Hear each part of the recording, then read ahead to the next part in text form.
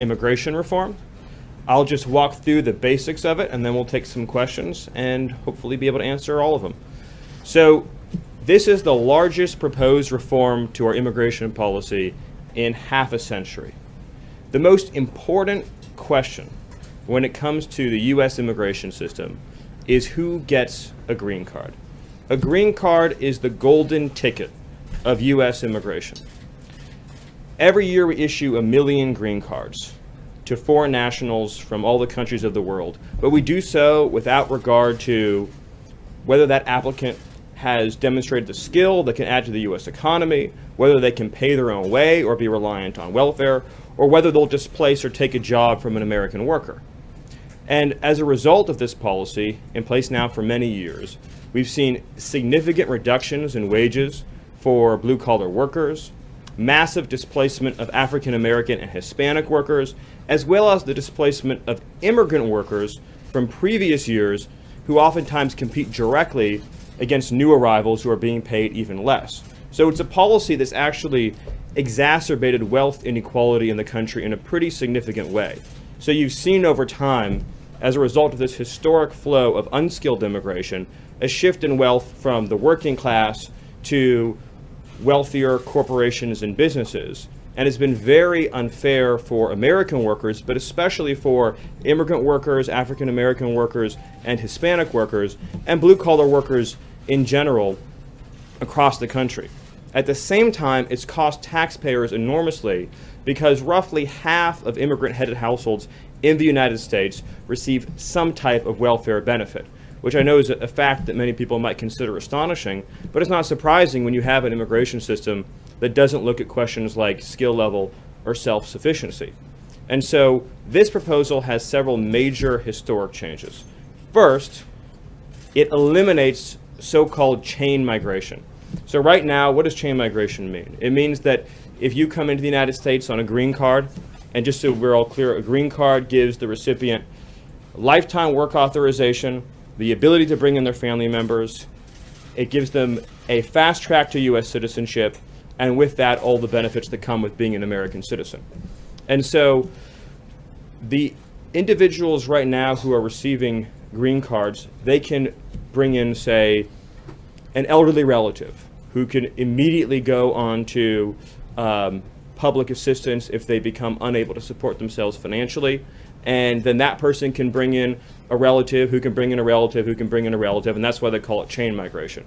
And over years, that has massively de-skilled the migrant flow into America and produced all of those effects I'm talking about. So we're proposing to limit family-based migration to spouses and minor children. Additionally, we're establishing a new entry system that's points-based. Australia has a points-based system. Canada has a points-based system. And what will this system look at? It will look at, does the applicant speak English? Can they support themselves and their families financially? Do they have a skill that will add to the U.S. economy? Are they being paid a high wage? The last part's very important because it will help prevent displacement of U.S. workers. So if a company, let's say, they're offering 3 times the median wage, that person will get more points on their application than if they're being offered 2 times the median wage or 1 times the median wage. So all of a sudden, you're putting upward pressure on wages instead of downward pressure, and you're making it very hard to use immigrant labor to substitute for American workers, because by prioritizing higher paid workers, you basically end the practice, more or less, of being able to seek out permanent residents to come in at lower pay. And so that's a major historic change to U.S. immigration policy. The effect of this, switching to a skills-based system and ending unfettered chain migration, would be over time, you would cut net migration in half, which polling shows supported overwhelmingly by the American people in very large numbers. And I'll just conclude by saying that this is what President Trump campaigned on. He talked about it throughout the campaign, throughout the transition, and since coming into office. This is a major promise to the American people to push for merit-based immigration reform that protects U.S. workers, protects U.S. taxpayers, and protects the U.S. economy, and that prioritizes the needs of our own citizens, our own residents, and our own workers. It's pro-American immigration reform that the American people want, that the American people deserve and that puts the needs of the working class ahead of the investor class. So with that, I would gladly take a few questions. Thank you, Stephen. You talk about the president's agenda and wanting to implement it, but obviously if this doesn't become law, it won't be implemented, and there's already resistance in Congress, specifically from Republicans, even the day that you're rolling out this plan. How do you plan to overcome that? Where are the compromise points for the president and this White House? It's been my experience in the legislative process that there's two kinds of proposals. There's proposals that can only succeed in the dark of night, and proposals that can only succeed in the light of day. This is the latter of those two.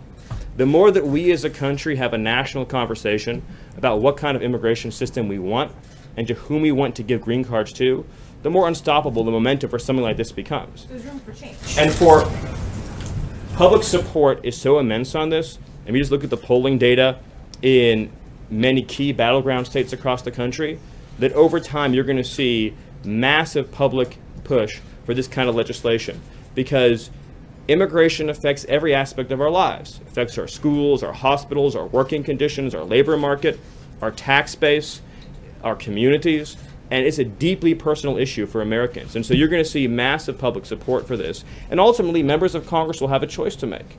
They can either vote with the interests of U.S. citizens and U.S. workers, or they can vote against their interests, and whatever happens as a result of that, I think, would be somewhat predictable. Let me go to John, and then we'll move back. How do you wedge this into an already jam-packed legislative calendar? Well, ultimately, we're going to have conversations with Senate leadership and House leadership about the steps forward. But this is an issue that we campaigned on, the American people voted for by electing Donald J. Trump as their president, and that is of enormous importance to the American economy, because again, we're protecting blue collar workers and we're bringing in workers who can add to the economy. And so I really think this is a really historic moment that happened today. Again, the biggest proposed change that would take place in 50 years, at a time in which you have automation that is replacing a lot of jobs in the United States. You have American workers without high school diplomas who have very low participation rates in the labor force. And then you're bringing in workers to compete directly against the workers who are either losing their jobs to automation or who can't find work because there's not enough jobs for workers in our own country without education. And so particularly, go to an American city that has labor force problems, wherever that may be, say Detroit. How is it fair or right or proper that if, say, you open up a new business in Detroit, that the unemployed workers of Detroit are going to have to compete against an endless flow of unskilled workers for the exact same jobs, reducing pay for those positions and reducing their chance of getting those jobs, while at the same time, ultra high skilled workers are on the back of the line to get into the country. It makes no sense. The numbers are too large, and the numbers of low skilled workers in particular is a major detriment to U.S. workers. So I think the more we have this conversation publicly and ask America who ought to get a green card in this country, the more momentum there's going to be, the more support there's going to be. And our message to folks in Congress is, if you are serious about immigration reform, then ask yourselves what's in the best interest of Americans and American workers, and ultimately this has to be a part of that. All right, let's go to Glenn. Two quick questions. First of all, let's have some statistics. There have been a lot of studies out there that don't show a correlation between low-skilled immigration and the loss of jobs for native workers. Cite for me, if you could, one or two studies with specific numbers that prove the correlation between those two things, because your entire policy is based on that. And secondly, I had sources that told me about a month ago that you guys have sort of elbowed infrastructure out of the way to get immigration on the legislative queue. Tell me why this is more important than infrastructure. Well, the latter statement isn't true. I think the most recent study I would point to is the study from George Borjas that he just did about the Mariel boat lift. And he went back and re-examined and opened up the old data and talked about how it actually did reduce wages for workers who were living there at the time. And Borjas has, of course, done enormous amounts of research on this, as has the Peter Kirsanow on the U.S. Civil Rights Commission, as has Steve Camarada at the Center for Immigration Studies, and so on and so on. Sciences, engineering, and medicine. And no recent study said that as much as $300 billion a year may be lost as a result of our current immigration system in terms of folks drawing more public benefits than they're paying in. But let's also use common sense here, folks. At the end of the day, why do special interests want to bring in more low-skilled workers, and why historically. I'm not asking for common sense, I'm asking for specific. Well, I think it's very clear, statistical Glenn, data. that you're not How asking many- for common how- sense. But no, if no, I could no, just no. answer, if I could just answer your question, I Statistics named, or not, I can you- named, I named the can you- studies, let me Glenn. just finish the question. Glenn, Tell me- Glenn, tell me I named the statistical- studies. No, I named the studies. I asked you for a statistic. Can you tell me Glenn, how many? Maybe how many- we'll make a carve out in the bill that Yes. says the New York Times can hire all the low-skilled, less-paid workers they want from other countries, and see how you feel then about low-wage substitution. This is a reality that's happening in our country. You're talking about the No, New York maybe Times. it's time we had compassion, Glenn, for American workers. President Trump has met with American workers who've been replaced by foreign workers, I'm not and questioning anything. I'm asking for a statistic. ask them how this has affected their I'm lives. asking you for a Look number.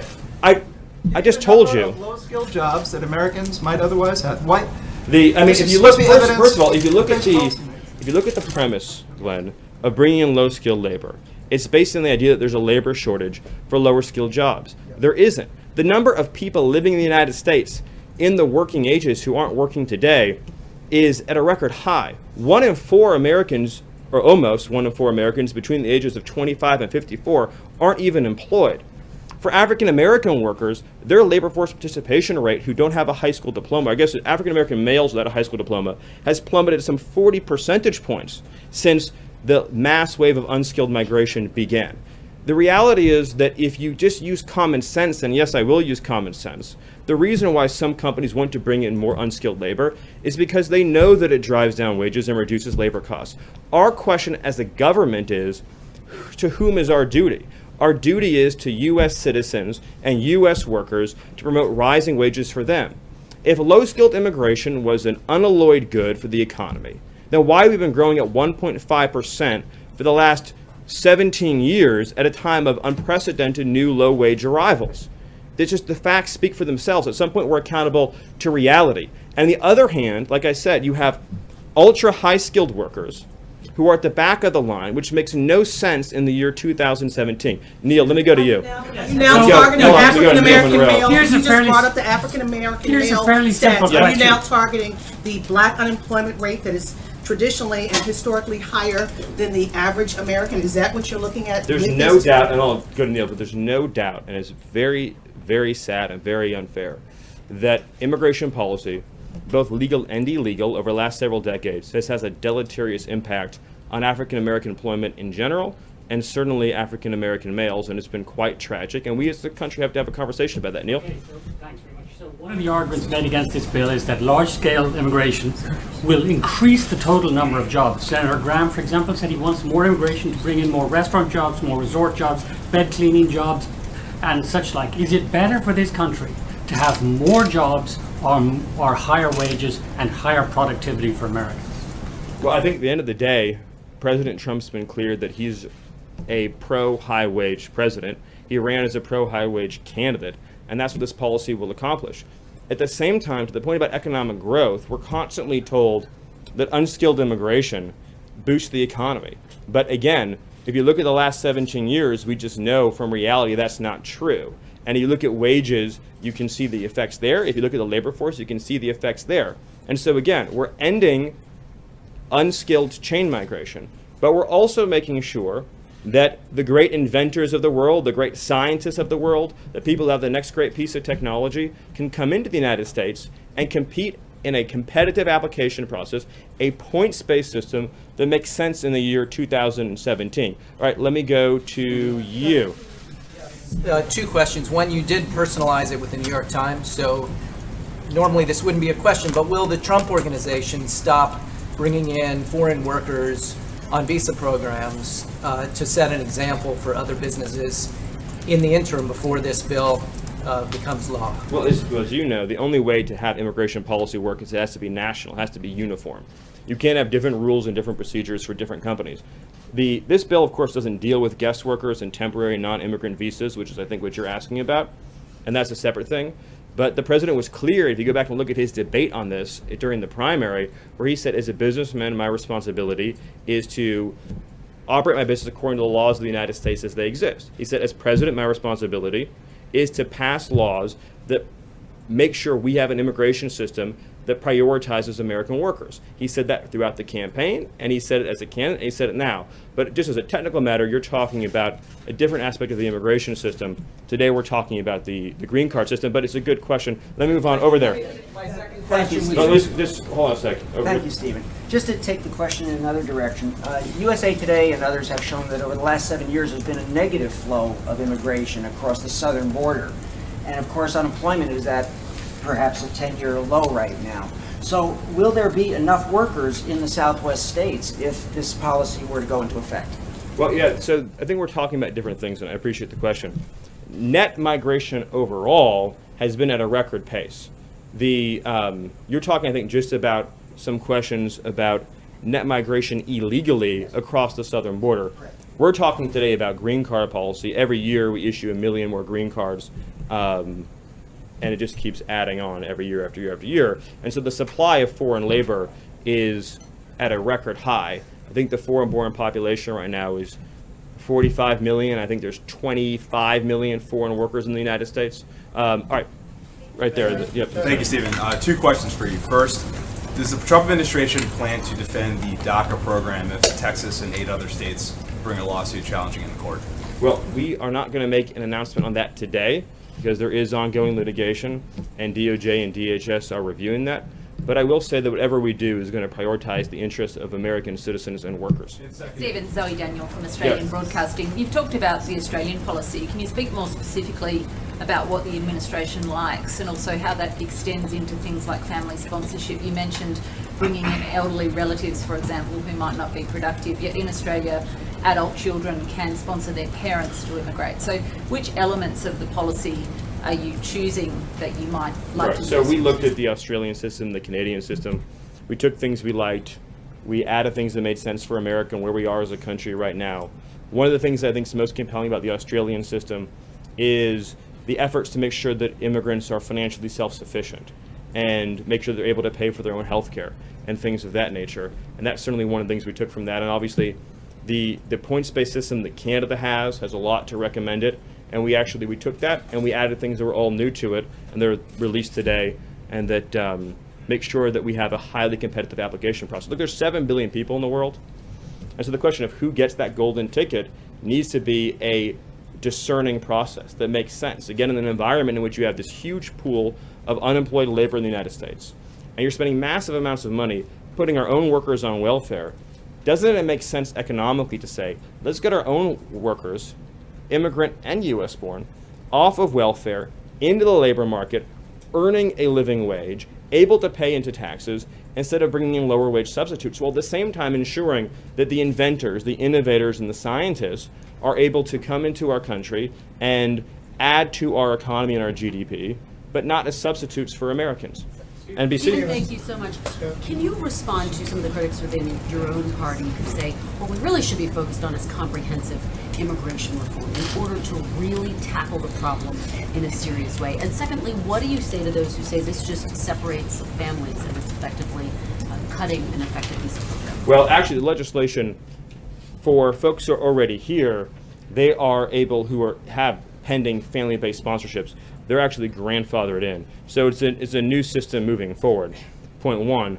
And point two is that beyond the immediate family members that are covered in the bill, i.e. your minor children and your spouses, your other relatives can come in. They just have to come in through the points-based system. And then your first part of your question.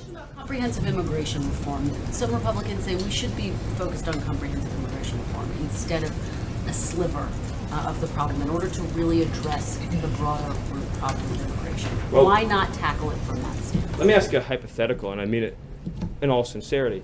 If, let's say that we had introduced a 2,000-page comprehensive immigration reform bill, would we be having this conversation today about green card policy? I suspect we wouldn't be. I think it's time that we forced the conversation onto this core issue. I know the president feels that it's enormously advantageous to have a conversation about this core aspect of immigration reform because it does receive so little discussion, and yet it's so enormously important. Okay, hold on, let's go to you. Thank you, Stephen. Thanks. You mentioned lawmakers have a choice to make. Is President Trump going to make this a campaign issue next year? Well, I mean, we're making it an issue, period, he started the campaign when he was running, but as far as a real push for change, that begins in earnest, aggressively starting today. And I do think, I just work on the policy side, but I do think that voters across the country are going to demand these kinds of changes because, again, of the effects it has on their lives and their communities. And this is overwhelmingly popular. And I challenge any news organization here, do a poll, ask these questions. Do you think we should favor applicants to our country who speaks English? Yes or no?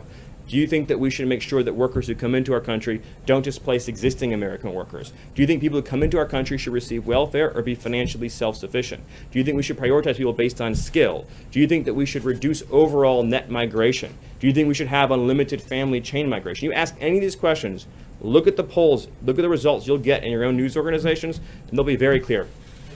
Two for you. First, following with Noah's question regarding the president has talked a lot about immigration reform. This has been held up in the past. He has the power today to take personal action on this by changing the way his Trump properties, Mar-a-Lago and others, bring in unskilled foreign workers, displacing, as you talked about, the large numbers of Americans who are looking for work in these states. So is the president planning on taking that action? And secondly, does this signal that the White House does not believe that any sort of comprehensive action on immigration is possible with this Congress, that immigration needs to be tackled in a piecemeal fashion going forward?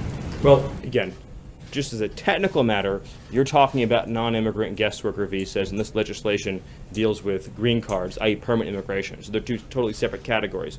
But I'll just refer everyone here today back to the president's comments during the primary when this was raised in a debate, and he said, my job as a businessman is to follow the laws of the United States. And my job as president is to create an immigration system that works for American workers. And that's one of the reasons why I think Americans so deeply admire President Trump, is because they see every day he's not working for himself. He said over and over again, I've been very successful. I've had a great life. Now I'm here to work for the American people. But for any immigration system to be functional and to work, it has to be uniform across the board. One standard for everyone.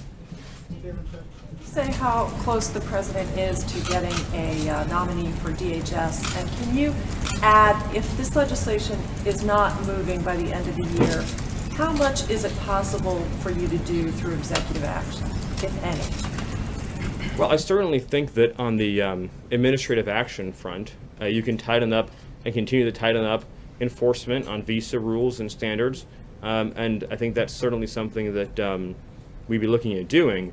But we'd like to create a permanent change to our immigration system that will endure through time, that will still be in place many decades from now. And that's what this legislation would accomplish. And I would just, again, encourage everyone to understand the depth of this change. What President Trump has done today is one of the most important legislative moves that we've seen on this issue in many, many years. The President of the United States said, I am taking a stand today for American workers and the American economy, and we're putting American families first on immigration. We're saying our compassion, first and foremost, is for struggling American families, and our focus is on the national interest. That is a major event, and all of your news organizations should take a hard look at the polls on these questions and see where folks are, and you'll see that this is an issue that's supported by Democrats, independents, and Republicans across the board. One last question, and then I'll hand it back to Sarah. If they are on the polls, Steve, on the polls. Maybe do more than one. Maybe Stephen, what about two questions. I'm getting a lot of energy from up front here. If this is so huge and major, you make it sound so enormously important. Yes. Why did the senators who were with the president today call it modest and incremental? Is it modest and incremental? And aside from that, you seem to be suggesting this is immigration reform. Does this come even close to stemming illegal immigration for the president? Well, so of course, the answer is that it's the divide between how Americans think about immigration and how Washington thinks about immigration. So to everyday Americans, this is the most rational, modest, common sense, basic thing you can do. Of course you shouldn't have foreign workers. Modest and incremental? Of course you shouldn't have foreign workers displacing American workers. In Washington, this represents a sea change from decades of practice. So it just depends what lens you're looking at it through. Incremental sea change. It just depends what lens you're looking at it through. I guarantee you, go to, say, like an ed board for a couple of your papers and see what they think about it. They'll see it as a sea change. Talk to an everyday guy in the street and he'll say, this is the most common sense thing, or she'll say, this is the most common sense thing that I've seen in my entire life, and it's right down straight the center of American politics and American political views. So take one last question. Who has the last question? All right, so I'll do for the last question right here. Thank you, I appreciate it. And I thank you very much for coming out here and talking to us on camera. But I'd like to ask you if you've recently spoken with your old boss and what you make of the rift between President Trump and the Attorney General. You worked for Jeff Sessions for many years. Well, I think Sarah's already spoken about that at length, and that's not why I'm here today. But I think if I remember what she said correctly, I'll say it again, the President has confidence in all of his cabinet and expects them to perform their duties honorably and fully on behalf of the American people. But since the last question is not on the subject at hand, I will take one actual last question on the subject at hand. So I will yes. What you're proposing here, what the president is proposing here, does not sound like it's in keeping with American tradition when it comes to immigration. The Statue of Liberty says, "Give me your tired, your poor, your huddled masses, yearning to breathe free." Doesn't say anything about speaking English or being able to be a computer programmer. Aren't you trying to change what it means to be an immigrant coming into this country? If you're telling them you have to speak English, can't people learn how to speak English when they get here? Well, first of all, right now, it's a requirement that to be naturalized, you have to speak English. So the notion that speaking English wouldn't be a part of our immigration systems would be actually very ahistorical.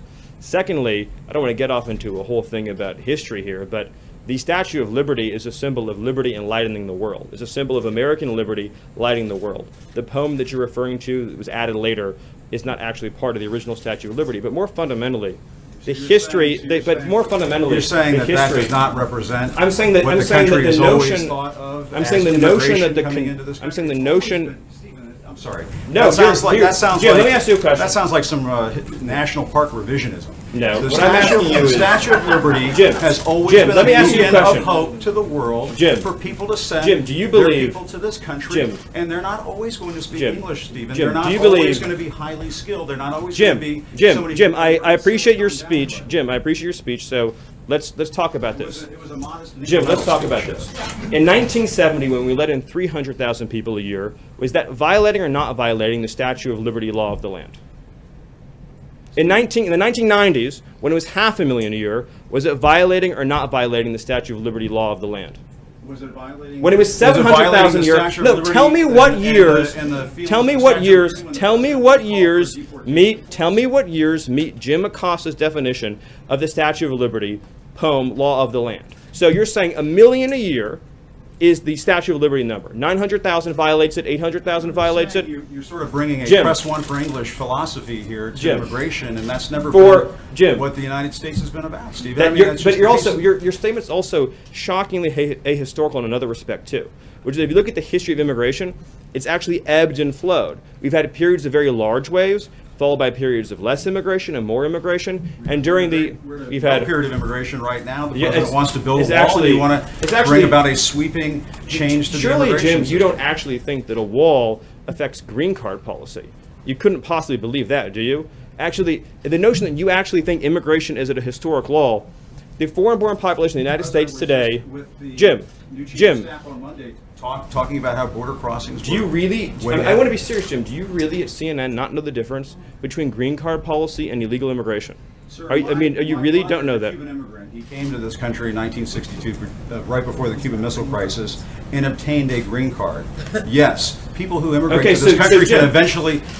People who So, Jim, immigrate as to a this factual country question, through, Jim. not through Ellis Jim, as a Island, as factual- your family Jim, may as a have, factual but in question- other ways, do obtain a green card at some point. They do it through a lot of hard work. And yes, they may learn English as a second language later on in life. So, but this Jim- whole notion of, well, they could learn, they have to learn English before they get to the United States. Are we just going to bring in people from Great Britain and Australia? Jim, as actually, I have to honestly say, I am shocked at your statement that you think that only people from Great Britain and Australia would know English. It's actually, it reveals your cosmopolitan bias to a shocking degree that in your mind, no, this is an amazing moment. This is an amazing moment that you think only people from Great Britain or Australia would speak English is so insulting to millions of hardworking immigrants who do speak English from all over the world.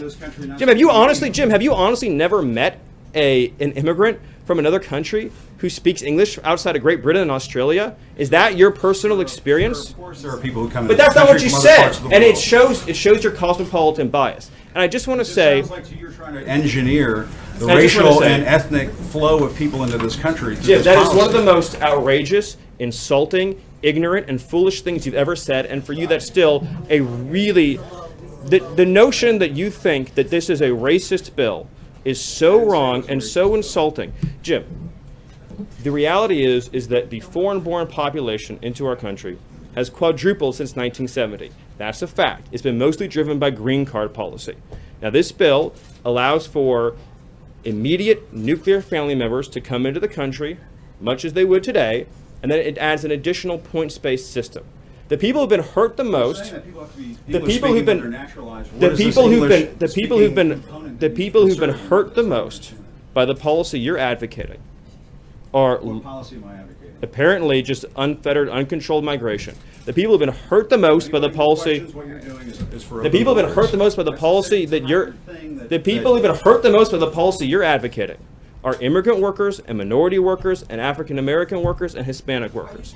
And The it has African no. American community, now you brought it up again, you said you wanted to have a conversation and not target. Is it gonna be a target This is now? what we want to You keep do. using the African American community, are you going to target?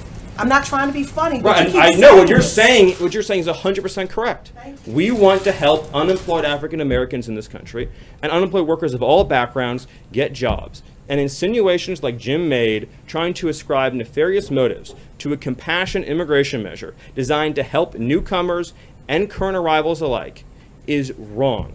And this is a positive, optimistic proposal that says 10 years, 20 years, 30 years from now, 10 years, 20 years, 30 years from now, we want to have an immigration system that takes care of the people who are coming here and the people who are already living here by having standards, by having a real clear requirement that you be able to support yourself financially, by making sure that employers can pay a living wage. That's the right policy for our country, and it's the president's commitment to taking care of American workers. I apologize, Jim, if things got heated, but you did make some pretty rough insinuations. So thank you, thank you, thank you, and I'll hand it over to Sarah. I think that went exactly as planned. I think